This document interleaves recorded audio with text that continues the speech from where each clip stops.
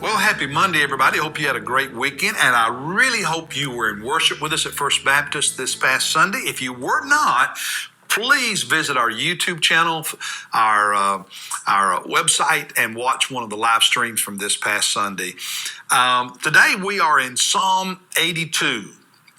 And what I wrote in my journal after reading this psalm, and I have to admit, this was not an easy one to understand. So I did a lot of thinking. I even did some research. This can be a complicated psalm, but once you understand it, it is a very powerful psalm. And the summary statement I wrote in my journal after really working through this and spending some time on Psalm 82 is this: God holds earthly judges, leaders, people of power and influence accountable for how they treat or impact the weak, the poor, and the powerless. That's the message of Psalm 82. Verse 1, let's just walk through it. Verse 1, God takes his stand in his own congregation. He judges in the midst of the rulers, or the NIV and King James will have a little g, small g, gods. And the picture is that God is standing in the middle of his people, the middle of his congregation. And the word translated gods or rulers here is the word Elohim, which in the Old Testament can be used for God or for powerful people.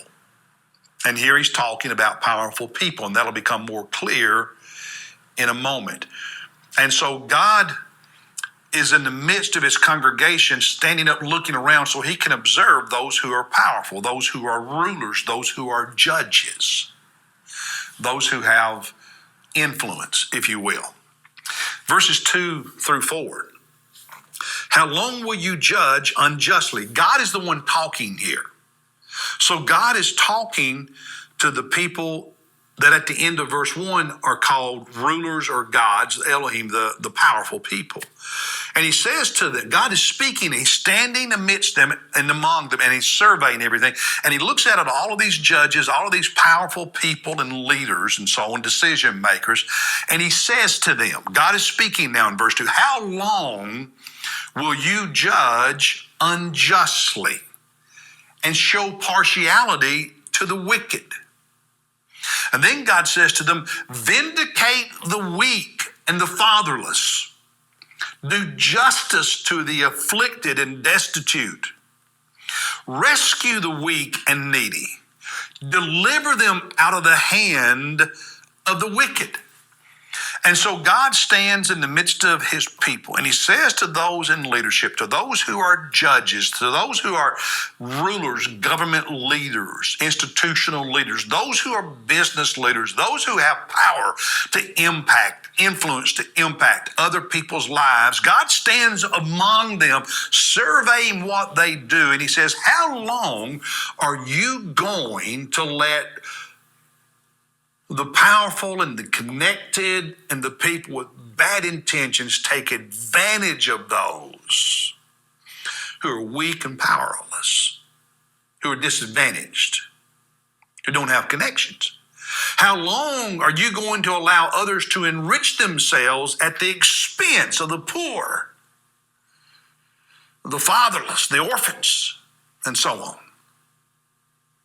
Instead, he says in verses 3 and 4, because you are in a position of leadership, a position of decision-making, a position of power and influence, you should be protecting them. You should be vindicating them. You should be rescuing them. You should be helping them, not allowing yourself or others to benefit and profit at their expense simply because you can. Verse 5, they do not know, nor do they understand. They walk about in darkness. All the foundations of the earth are shaken. And I spent some time really thinking, who's the they referring to? It's referring to these unjust judges, to these unethical leaders, people of position and power. He said, because the truth is, they're living and walking in darkness, not the light of God.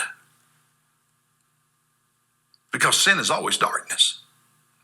Holiness and justice is light. And when he says the foundations of the earth are shaken, these people who make decisions, who have control, who have power and influence and so on, when they act unjustly, when they don't protect the weak, when they take advantage of the powerless, it's like they are shaking the foundation. They are shaking the ground under the feet of, under the lives of those who have no money, have no power, have no connections, and making life even more unstable for them.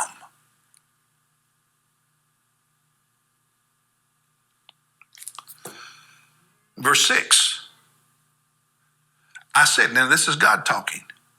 You are gods. The rulers, by the way, Jesus quoted this verse in John chapter 10, verse 34. So he's not talking about deities. He's talking about people who have some power. Like God has power. Not as much, but they have power. I said, you are gods. You have power. And all of you are sons of the Most High. Why? Because God is the author of government. God established government. God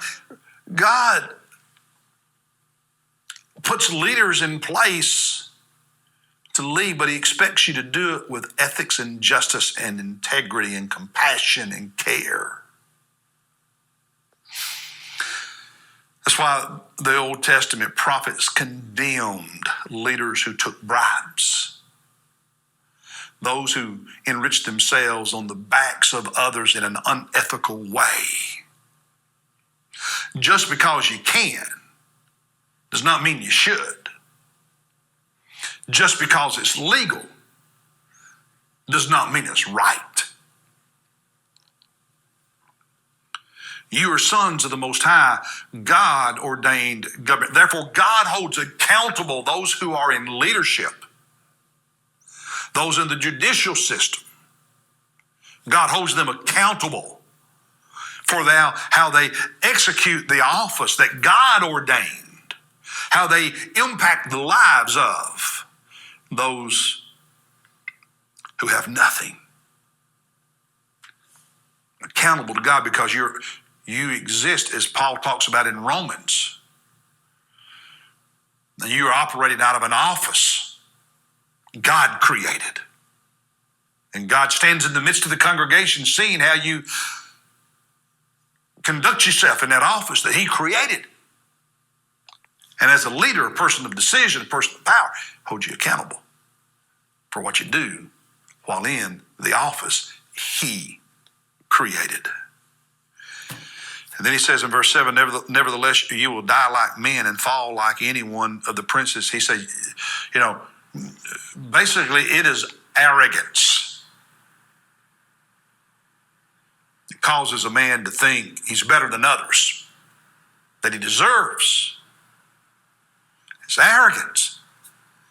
God says the truth is you may think you're better than others. You may think you're more than others. The truth is you're just a mere man, and one day you're going to die like every other man. You're going to die like that poor man, and when you do, it won't be me standing in the midst of the congregation evaluating how you're doing. It'll be you standing before me having to give an account for what you did.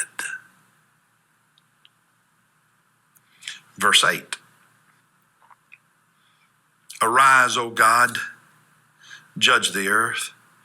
For it is you who possesses all the nations. Ultimately, God is the great judge, to whom everyone will give an account, including the earthly human gods, the earthly human judges, the earthly human leaders, the earthly human rich, the earthly human people of power and influence and connection. They will be judged by God just as they have judged others. The blessed are to be a blessing to the weak and powerless, not an abuser who takes advantage of them to enrich himself or herself. That is the message of Psalm 82. I told you, at first reading, hard to understand, but once you understand it, powerful, prophetic, and a needed voice in today's American culture. God bless you. I'll see you tomorrow as we look at Psalm 83.